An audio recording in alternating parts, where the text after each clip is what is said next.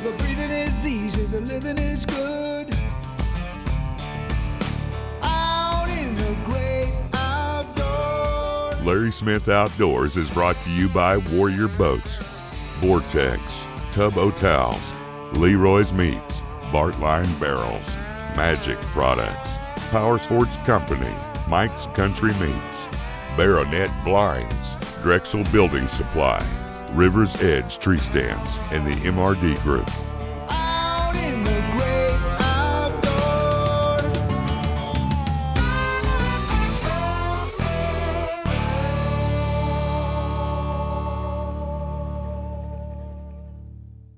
Hey, we are back up on the bay again today, and we got a couple of clients fishing with us today. And you know what? These guys love to catch big walleyes. And Scott, 2 years ago, got one that was almost 12 pounds. You know what? Today we're going to go over and do a bunch of different techniques. We're going to start off this morning probably pulling 3-ways in the current outside of the mouth of some of the rivers, the Oconto, the Menominee, and see if we can hook up on a big fish then. And then once that water warms up, we're going to have sun this morning for a while. We're going to move into the shallows, and we're going to either pitch plastics, we're going to be pitching some hair jigs, and we're going to be pitching probably some hard baits, you know, like rip and wraps, and maybe even some shiver minnows. You know, this time of year you have so many options, and the water temperature is still pretty cold. I know we got really warm weather coming up soon, and it's going to hit the 70s. And what's going to happen, these fish are going to move off of these staging areas outside of the mouths of these tributaries of Green Bay, and they're going to move into the rivers, and it doesn't take long for them to get in there and spawn and come right back out. You know, this fishing will be good up here all the way through till next fall. You just kind of move with the fish. You know what, once they get done spawning, what happens is they move back out in these sand flats out here, and where that water is really warm, especially when that sun is out, they'll move right back up there, and they sit there and recoup from the spawning. You know, so you have so many different opportunities, and what a fun way to catch them. You know what, the other part is that when you start talking about electronics play such a key in this type of fishing, especially because these fish, when they come back out in where they're at right now staging before they go into spawn, on your side imaging or on your forward imaging, you're able to see these fish because it's all hard bottom, all sand, and I'll tell you what, they stand out like a sore thumb. So again, utilizing them electronics is everything. Hey, it's all about having a lot of fun, and today, no doubt, we're gonna eat some good food, we're gonna have a lot of fun and enjoy the day. Hey, I hope you guys enjoy our show this week, so stay tuned, let's see what happens.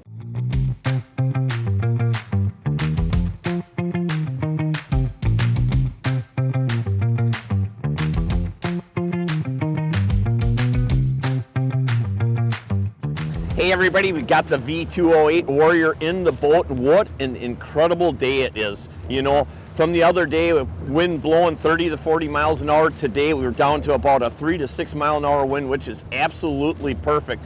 What we're going to do is we're going to head out, and we're going to actually be pulling 3-ways. We're going to be running double crankbaits and basically trying to keep that bait tight to bottom. We're going to be going up and down some of the breaks on the outside of the river, and then working our way up into the river a little bit, and then basically going back out and doing it again. So we're going to wait for that sun to warm up the shallows, then we're going to slide into the shallow water like I was talking about when we first started to open the show up, and then we're going to pitch some jigs, some plastics, some shiver minnows.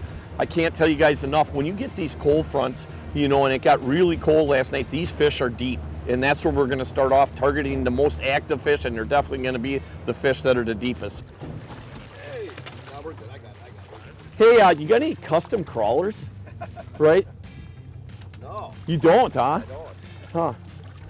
What do you got going on there? Got a walleye. Yeah. On a custom bait? Custom bait. Lance gave it to me. Oh, I was going to say, are you letting your guys have any customs? Oh, yeah, they got a Oh, are you sure? You know, you guys didn't get to hear it, but on the way out here, hate to say it, but we got complaints in the boat already, right? We got a customer that's mad because the last 2 years, he did not get, well, you just don't deny it. The last 2 years, he did not get to use a Meg's custom rod. Now he wants to use a Meg's custom rod. Well, we're going to start off this morning here, and I'm going to let you pick whatever rod you want, but I'm going to give you the Meg's rod right away. So there's no complaining. And this is how I work it. These two guys here, right, they are very unique. Let's just say that. But I'm going to let them, because they fish a lot, I'm gonna let them pick their own crankbaits out, so I don't have to listen that like you gave him this crankbait, you gave him, that's why he's catching more. You know, I eliminate all that. I like to use a longer leader, you know, for sure. I think it's important.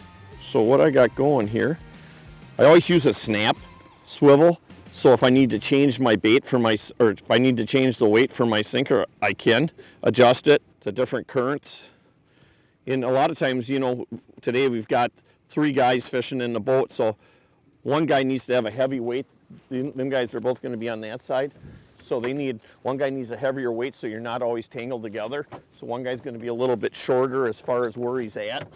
What I do is I've got my 3-way there, I've got my weight on it, and then I've got another 3-way. I've got about a 4-foot leader there, and I've got one with I've got both of my leads are right here. One's about 15 inches longer than the other. This one I'm using a snap swivel on. And then for the bottom one, the longer lead, I'm just using a snap. 1.6 to start off with, up to about 2 miles an hour. See how they're spread apart maybe about 3 foot, 2 foot. They're spread apart about 1.5 feet. So what I'm using a medium heavy rod, and basically I've got 15-pound test suffix line on here, a super braid. And then what I have on there, I'm using on my leader, I've got 12-pound test running P-line on this now, and fluorocarbon for sure. So basically we can see the way the baits are stacked. Before I go to my split, and the split is that other 3-way, what I have there is about a 4-foot leader, and then I have a 18-inch leader, and the other one is about 4 foot. Got the first fish of the day. Your bait choice was better than mine, apparently. It's a good fish. It's a good one. There you go. Nice way to start. Okay, you're in charge of taking them out of the net, and I'm boat control guy.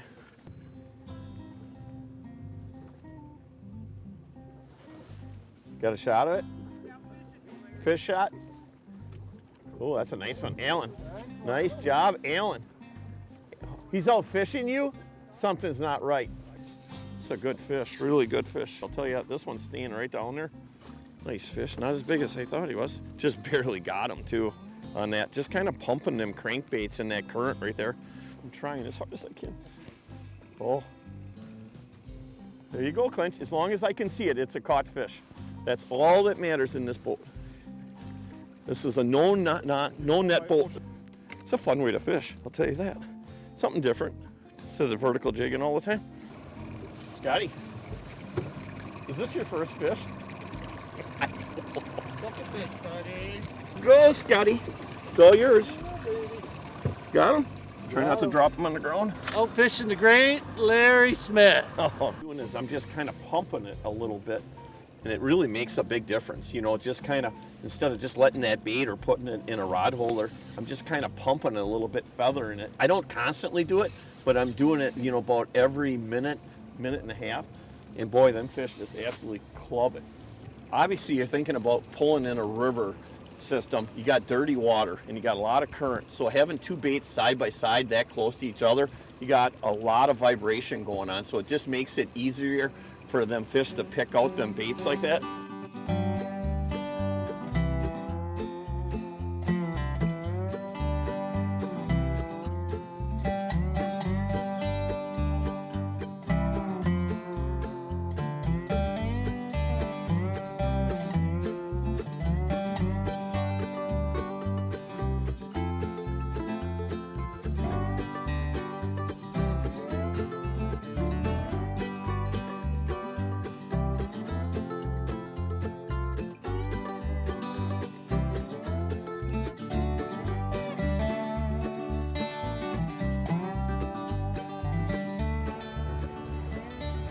This time, if it's a one, we'll net it.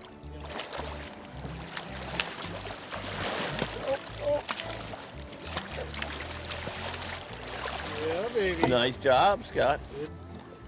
This fish is just staying down. That's a nice one. Just kind of pumping them baits real slow.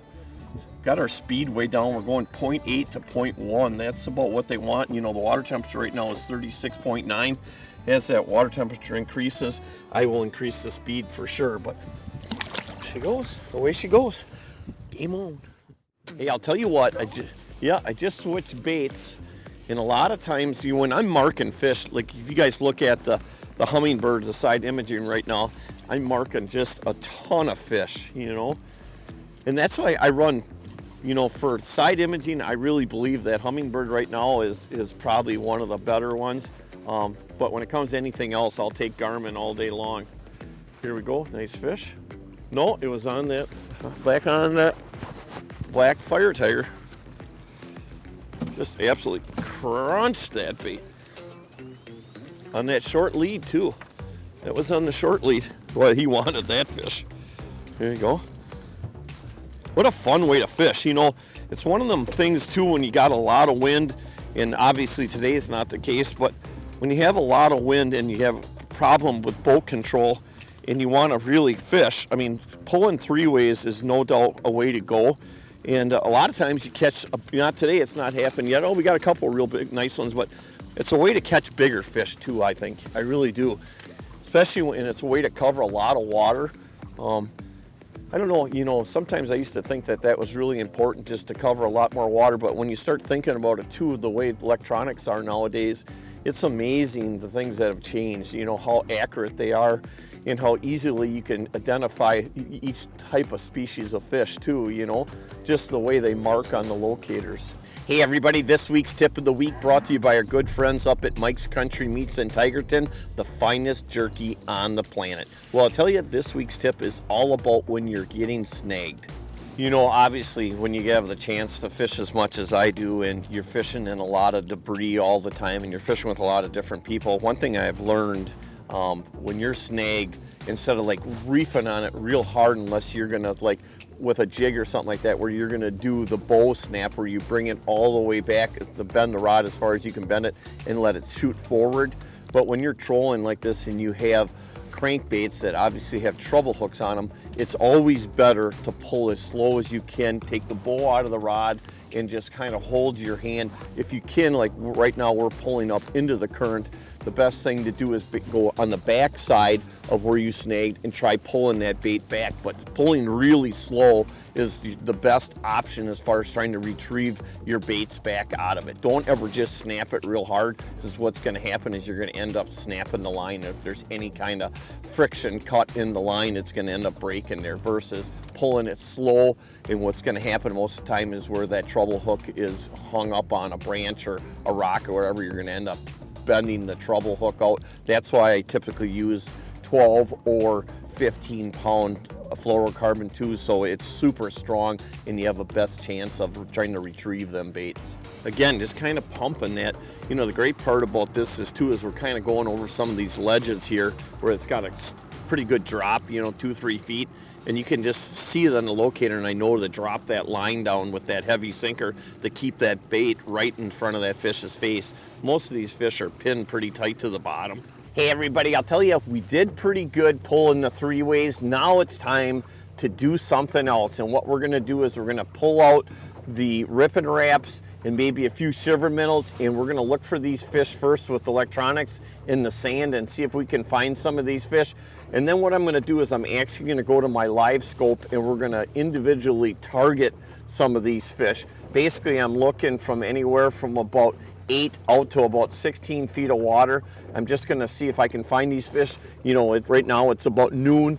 The sun has been out all morning warming up this water. It's still a little colder than you really would see for this time of year, but it's been a cold spring. Now we've got a lot of warm weather coming next week, and that's going to change things big time. But these fish definitely, when that sun is out, they will slide right up into that sand where that part of the water becomes the warmest water, versus in the morning where they're coming out of that real deep water, because at night when it cools down that much, the deepest water you can find is typically the deeper water that you can find relating to the shallower structure is going to be the warmer water. I guide pretty much over 300 days a year, and the people that I bring into my boat aren't just customers and friends, they're actually family. And I always try to keep these people as comfortable as I can and safe, and I cannot think of a better product than a Warrior boat. Why is their customer service so good? Because they know that you're part of their family. Come join the Warrior family. Shotgun here, Leroy lunchtime. This is going to be Leroy dinner time, I think. Look at the cuts I got today. Beef tenderloin wrapped in bacon. There's toothpicks in there holding together. These are also in the window at the deli, the meat department. These things are phenomenal. Look at the cut on them. I'm going to throw them on the grill for probably 15-20 minutes. These ones here though, tenderloins, I mean, medium rare. Don't overcook them. Hey, it's been 8 minutes out here on the grill. I'm going to flip them over. Oh yeah, look at the color. Okay, folks, you can always tell it's getting done now. See the blood juice coming up through this side of the meat? All those little juice marks right there. So that means I know I got a good sear on this side. Oh yeah, look at that. That's exactly what you want, folks, right there. So when you pull your finger on it, folks, here's how you can tell. It goes in, see how it stays in like that? That's still medium rare. That's a good piece of meat right there, Leroy Meats. Bacon wrapped tenderloin on the grill. Hey, Shotgun, back in the kitchen now. Tenderloins are done. Everybody knows the rules, right? You gotta wait 3 to 5 minutes. Otherwise, if you cut them, there'd be twice as much juice on this plate. And now don't forget, people, when you get them from the store, they have to put a toothpick in them to hold the bacon on. So when you serve it, just remember that. So I'm gonna slice down and see what we get. That's exactly what I was talking about. See the pink inside? Shotgun Chef in the kitchen today, outside cooking. Bacon wrapped beef tenderloin. Hey, I'll tell you what. Just marked a bunch of fish back there. I'm going to put away these rigging rods, and I'm going to grab ourselves some Megs rods that are absolutely work out perfect when you start pitching any shiver minnows or ripping wraps. And working them baits really slow is the key. Now we're kind of away from everybody out in some deeper water, and you'll find that these fish will get super spooky. Love how beautiful that water is. Hey, I'll tell you what, we're kind of on the outside of everybody in this deeper water. And again, kind of like I've been saying, and I'm no expert at electronics, it is kind of cool to get all these fancy electronics and really learn how to use them. Dialing in your cadence by changing colors, different types of baits, just working the fish harder.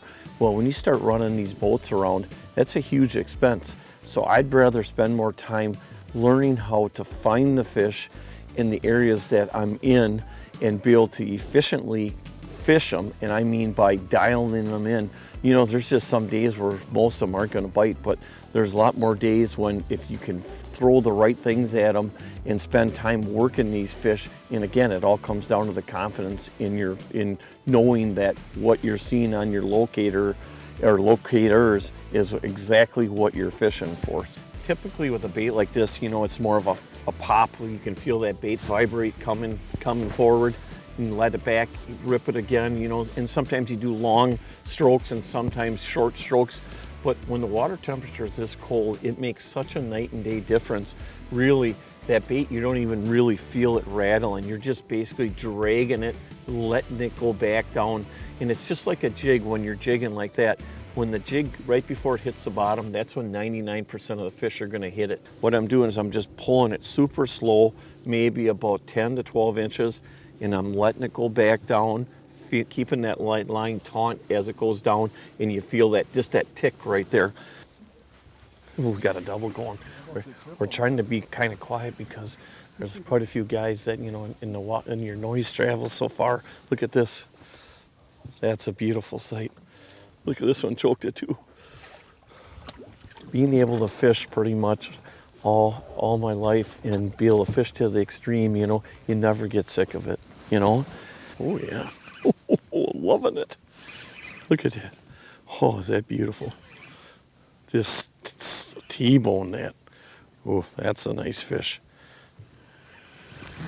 And I don't know if you guys can catch it on camera, but twice now I've seen the sand come right out of his mouth because these baits are laying right into that bottom there. So you can just see some right there again too.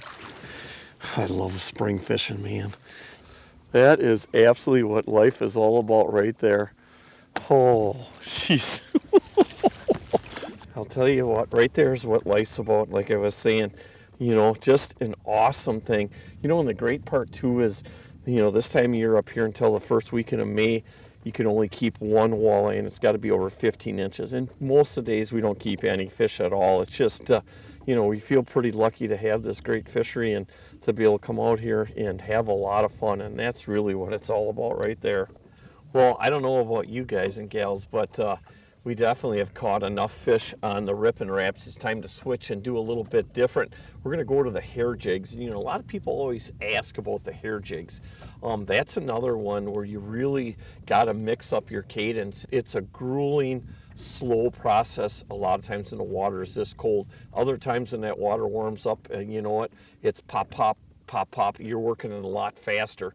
Just letting that jig drag on the bottom. They weren't doing any movement to it at all, just purely dragging it. So let's hook up some hair jigs and let's see what we can get down here. Again, you know, another presentation, very slow when you're looking at these fish, how lethargic they are. You know, just putting that right bait into them at the right presentation is everything. So it doesn't matter really what kind of bait it is for the most part. If it's either a crankbait, it's either a Rip and Wrap, a shiver minnow, or a hair jig. It all works. It's, again, just trying to slow it down and give it the right action, what it's going to trip them fish. Talk about having a fun day. Hey, I got to thank Scott and Tom for the awesome time we had and for letting the old Clinchmeister come along on our guide trip this week up in here in Green Bay. Hope you guys and gals learned a lot. You know what? I'm always learning. That's what I love about the outdoors. That's why I say every time, it is a great day to be alive. Hey, I'll tell you, we want to thank all of our military men and women for the great service that they have given this country and continue to give this country, along with all of our firefighters and paramedics, and no doubt all of our law enforcement agents. It's all about having a good time and enjoying the outdoors. And the best part is, we're going to see you guys and gals again next week, and thanks for joining us. I ran out of power. I didn't have enough juice to turn that engine over, but she's running good. We're ready to rock and roll. Cut. Cut. When he's not rustling a girl that looks like a Finch. Got one, Scotty? That's who's got beer in my boat? Sun dropping about. Right, I both. You got some good nose hairs. Hey, you guys got room in your boat? Try this one. Oh! Dang, I never overthrow. Hey, don't forget, if you guys are looking for a great deal on a new blind, check out Baronet Blinds and go to their discount. No, go to their Sale. Their Sinker 20 clearance. Right. Hey, ready? Yep. Baronet Blinds and go to their clearance part on their use our promo code STINKER20 and you'll save yourself another 20%.